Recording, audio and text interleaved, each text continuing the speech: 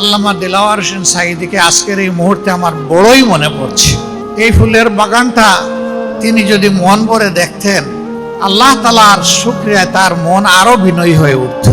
দুইবার জেলে তার সাথে আমার মোলাকাত এবং একসাথে বসবাসের সুযোগ হয়েছে। বের হয়ে আসার সময় আমরা পরস্পরকে জড়িয়ে ধরেছি, কান্নাকাটি করেছি।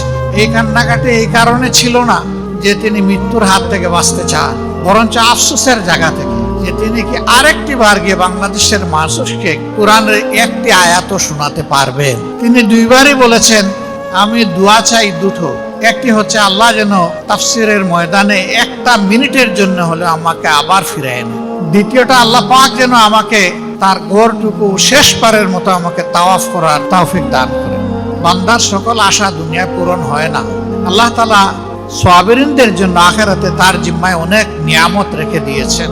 আপনি যদি আমার চ্যানেলটি নতুন হয়ে থাকেন তাহলে ভিডিওটিতে একটি লাইক করে চ্যানেলটি অবশ্যই সাবস্ক্রাইব করবেন আর নোটিফিকেশনটা অন করে ওয়াল করে রাখবেন, যাতে করে নতুন নতুন ভিডিও আপডেট দিতে পারি আর আপনারা সবাই দেখতে পারবেন।